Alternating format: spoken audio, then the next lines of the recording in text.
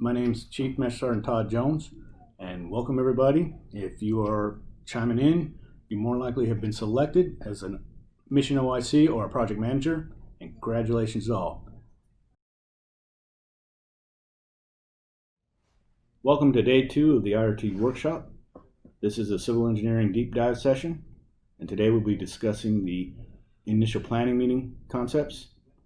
We'll be overviewing the IRT origin, the priorities, restrictions, the organization, training opportunities, and civil military excellence.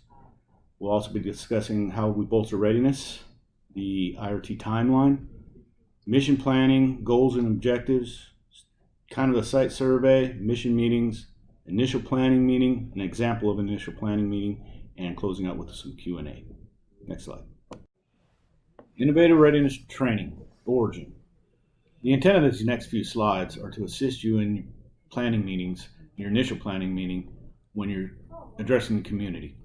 A lot of times the communities will bring other members, media, possibly city council, or any other folks they might invite, and we like to have you have the same messaging across the board when we address those.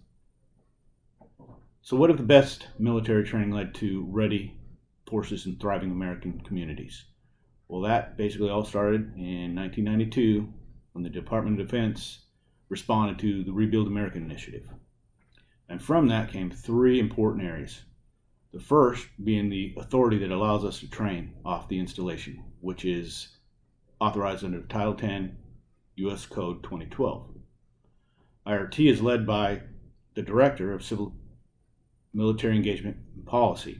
And they work out of the Office of the Deputy Assistant Secretary of Defense of Reserve Integration. Our program includes opportunities for active duty, Guard, and Reserve members to integrate as a joint and a whole of society team to train and serve American communities. Next slide. IRT meets the national defense priorities. Secretary of Defense priorities that we meet are restore military readiness, strengthen alliances and attract new partners, and bring business reform to the Department of Defense. And how we do that: number 1, to restore military readiness. We conduct successful missions. We provide hands-on, real-world training to improve readiness and survivability in complex contingency environments. We strengthen our alliances by meeting community and civic needs. We strengthen and build partnerships while providing key services to the American communities. And to bring business reform to DoD, with our mission executions, it's a collaborative program that leverages military contributions and community resources to multiply that value and the cost savings for participants. But ultimately, it's all about readiness training.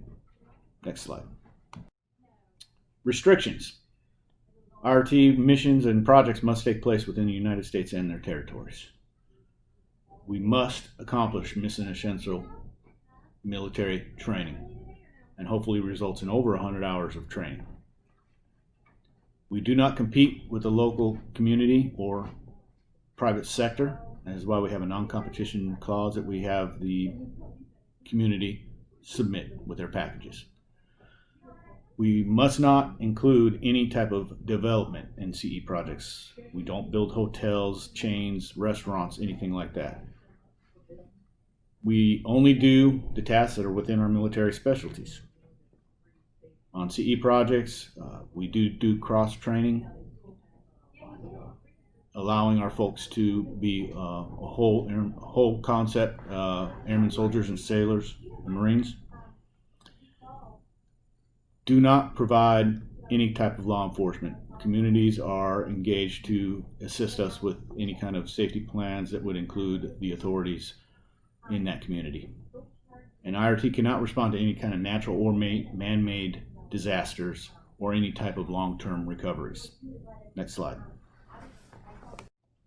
This slide represents the IRT program, something you can give the community kind of a snapshot of how we're structured. We start off with the OSD as our top tier, and under that is the Air Force, Navy, and Army.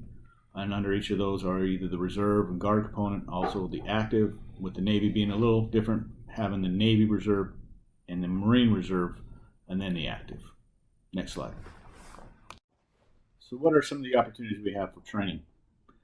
Here we represent the civil engineering, which we are all very familiar with, and the community is probably familiar because this is what we're bringing to the table. Our vertical and horizontal construction, electrical HVAC, utilities, and pavings. But also we can represent the medical fields and some of the other fields that gives the community an idea of some of the other opportunities we bring to the table. While medical can do health exams, dental, optometry, some veterinarian services with the Army involved, and even some educational medical ideologies. As far as other, we have force support, which is basically our bed down opportunities. We have public affairs that can actually come out to the communities and do better productions than myself. We have chaplain support. We have transportation opportunities all the time. We can bring communications in, and we also have the new wave of cyber intervention and stuff that comes along. So we have multiple areas of opportunity, and we also like to tell them, we come in with kind of a whiteboard that's blank, and we start jotting things down, and if we can match it to our military training, it's an opportunity for us. Next slide. Civil military excellence. So this slide is IRT 101 in a nutshell. What are the requirements for the military? Obviously our training. For the community, they get services and support. Military resources are personnel, supplies, and equipment that we train on. As far as the community, they give us the venue, the materials, and potentially volunteers to assist. And this results in exactly what the Secretary of Defense is looking for: our readiness, our partnerships, and our innovations. Overall, culminated together, it's a win-win situation for both the military and the communities. Next slide. So how does IRT bolster readiness? Well, it gives us hands-on training and promotes mission readiness. We refine our mission essential skills in a complex environment. Not always the same as being on your installation 1 week in a month, doing the same thing, doing mock buildups or some kind of CBT. It's real versus simulated tasks and experience in the training events. We have enhanced skills used by all phases of the military effort. Cross-training being one of them. You learn how to drive a forklift, and you now are an essential part of a team that can drive a forklift. Junior and officer enlisted leadership opportunities. Great opportunity to lead, not only in your own unit or component, but in a joint service effort. Military personnel double their public service satisfaction. A lot of times we hear, or the feedback is, I wish I could be doing this all the time. Great job, I love my job now, and it enhances esprit de corps. Next slide. Mission timeline. Pretty much the mission timeline starts from the initial planning meeting to the mission completion date. Varies from project to project, but typically is anywhere from 3 to 5 months on a civil engineering project. AARs are due 5 days after mission completion, which is very important to our program managers because these are one of the statutory requirements from OSD to get those in. Next slide. Mission planning, goals, and objectives. So as the project leads and the project managers on these CE projects, first thing you want to do is determine the IRT mission goals. By creating checklists, this will help you to start ascertaining what is needed and tasking other folks to start assisting in meeting these tasks. You want to establish the training goals and objectives between services also. If we're a joint effort on these projects, you want to make sure that you include the other services and select leadership roles to assist in these services. You want to conduct the site survey, which is different from the initial site survey often talked about, where some units go out and actually determine whether or not it's a trainable mission area, or even the program managers are doing the site visit to select the projects. This site visit is you as the project manager getting the eyes on the site, finding out where you're going to locate everything, bed down area, possibly FSS and the food service areas if you're having it, and making those determinations and then assisting in developing those checklists. You want to discuss problems unique to this IRT location. Is it easy to access? Is it 50 miles away from the closest fueling station? All those type of things you want to start determining.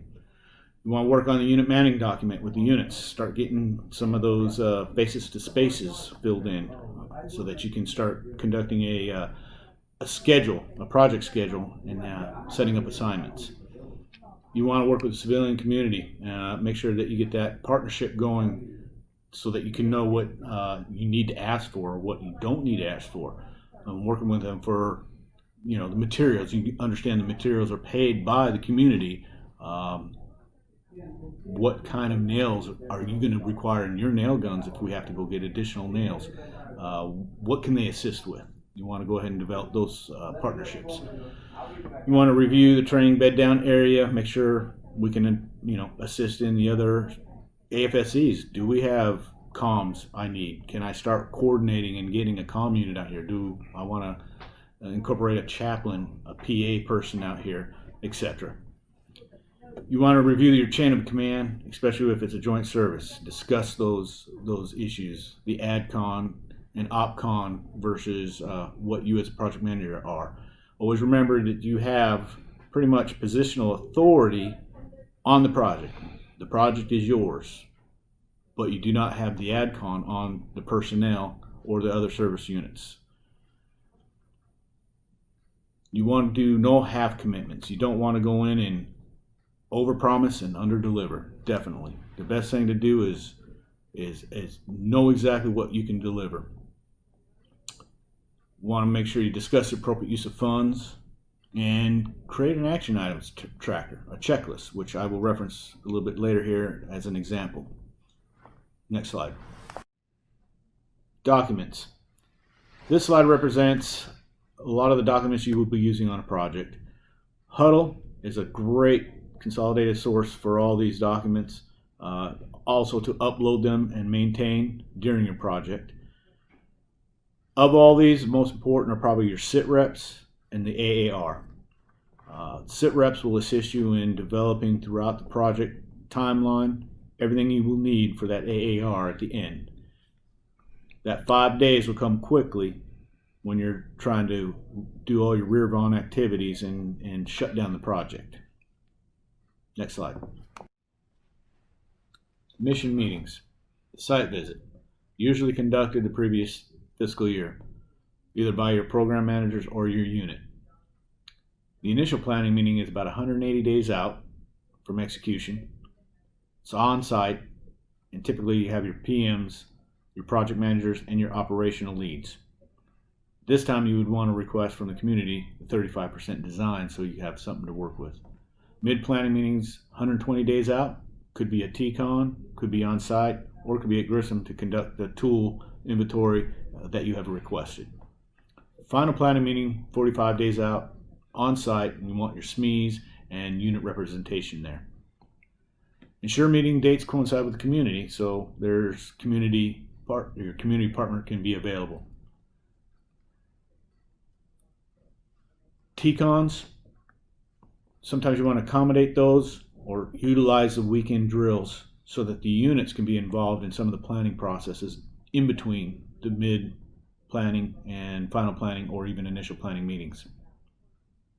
You want to establish that schedule early so that those folks can be available during their drill weekend. Next slide.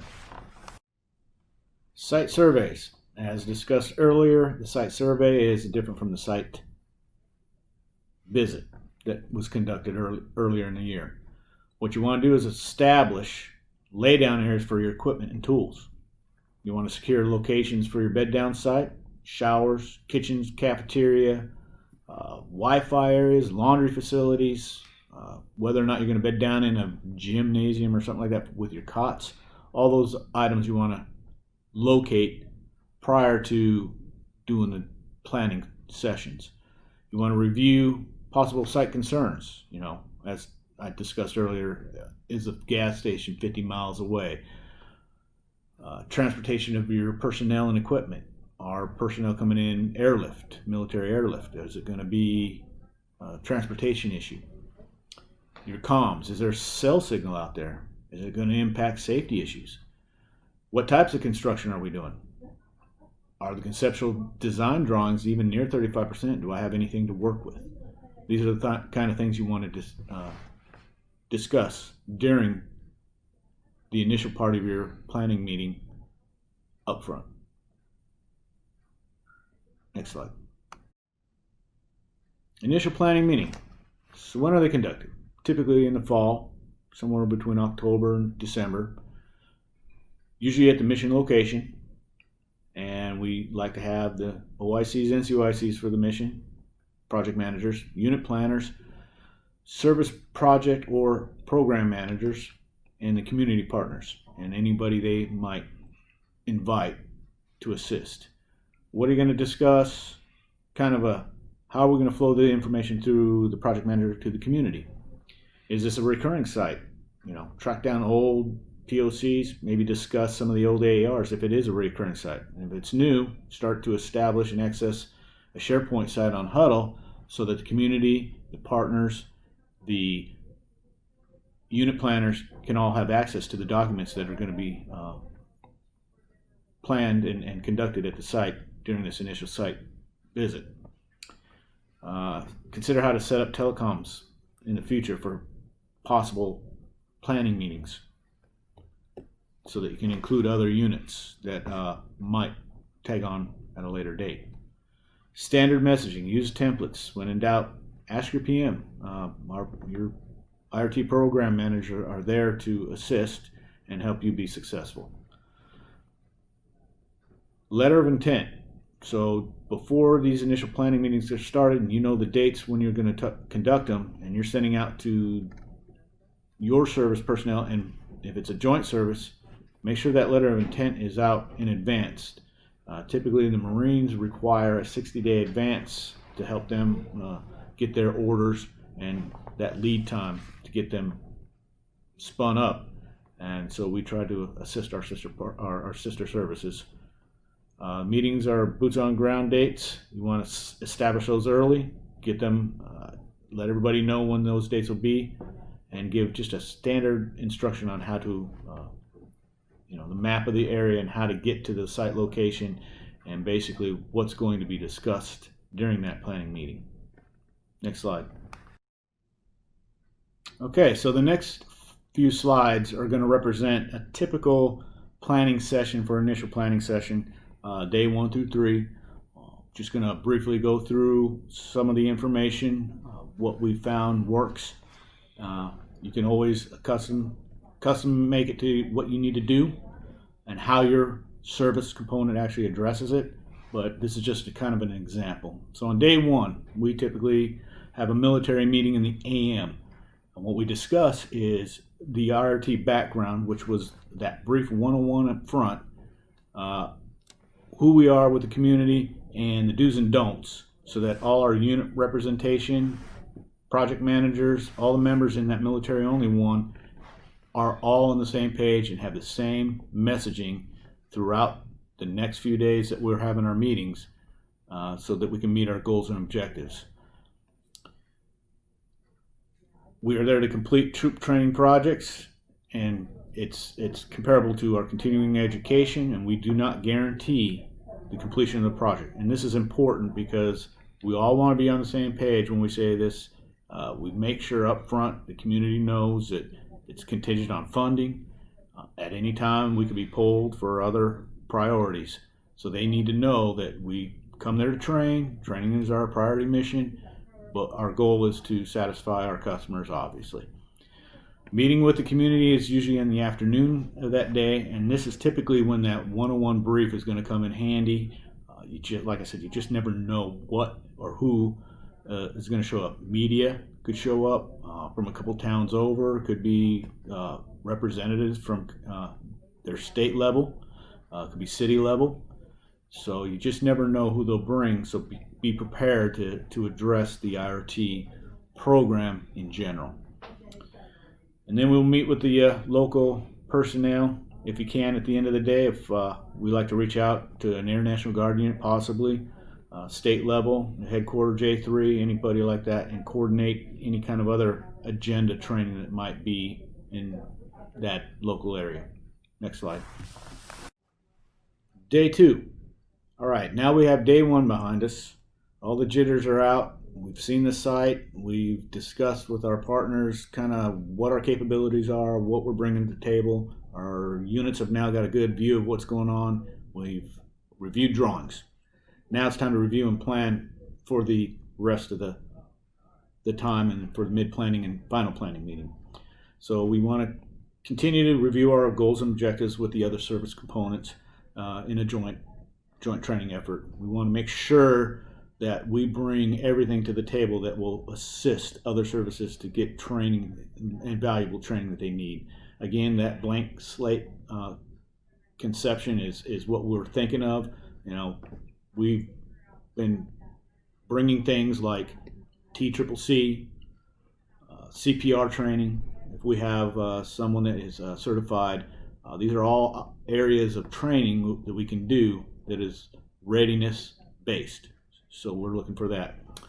All participants in the meetings should have access to Huddle, so assign somebody to just upload all their emails and get them spun up on the Huddle access. Review the scope of work, review the 35% drawings if they have them, just to review everything that you can do to train on your AFSC, MOSs, all your requirements. Safety and environmental concerns, again, you want to look at those. Warranty considerations, you want to make sure you convey to the community, we're not certified installers. We don't warranty certain roof work or other warranty issues, so they need to make sure the materials they're picking up are warranted by the manufacturer. So just some things to consider. Make sure there's diversity in the work we're doing, in the location. Is it a contingency? Can we make it a contingency style environment to hit those readiness goals? We should have approved documents from the environmental side. We work with the PMs on that. And again, like I stated earlier, address any environmental issues and bring them up. Very important. And we should also just guide that scope of work and design towards troop construction. So your community is going to come see what you have available, what you bring to the table, and there's going to be some big ideas coming at you. Just make sure that they all work towards our requirements and troop construction. Next slide. Scope of work. Make sure you include supporting services, AFSCs, and MOSs. We want to make sure we get the additional training for them and maximize their training. Do we schedule to complete the project? Is it going to be completed, or are we going to require some additional resources to maximize our training or even to complete it? We want to make sure that we embark on completing a project. We don't want to do rough-in electrical work and unlabeled. We don't want to do wall building and not have a roof over it. We want to get as complete as possible on these projects. And a lot of things to consider or in your schedule is environmental, weather, how it impacts you. So are the diagrams not finished? Are the field drawings not finished? All these things need to be taken into consideration. Does a design match the site layout? So can it be constructed? All things we need to review during this planning time. Next slide. Collaboration with the community. So you want to make sure you review the mass feeding and bed down area with the community, potentially assisting in a food service area. They might have a school that has a kitchen available and allows us to utilize the kitchen instead of bringing in a kitchenette for ourselves. Design and environmental reviews. Make sure, again, they're complete. Work with your program managers and again, bring anything up for permit issues. Also review permits that might be required by the community as far as construction permits, and make them understand that they too have to be involved in that. We don't pull permits. Contracted items, dumpsters, porta-johns, etc. Make sure you work with the community to determine up front who's going to be responsible for those.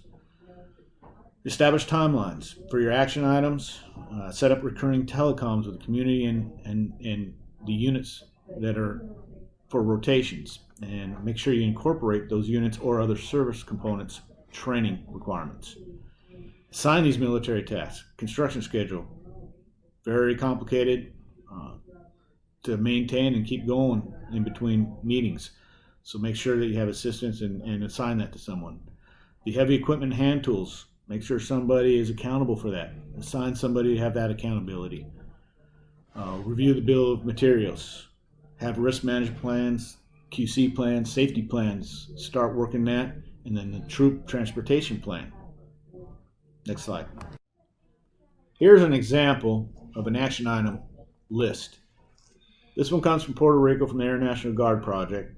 And it's very simple. Basically has an item description, a task time, how many days it'll take to complete the task estimated as the group works to get in this information, the start date, completion date, basically whose court is the ball in, who's responsible, a status, and basically some notes and comments.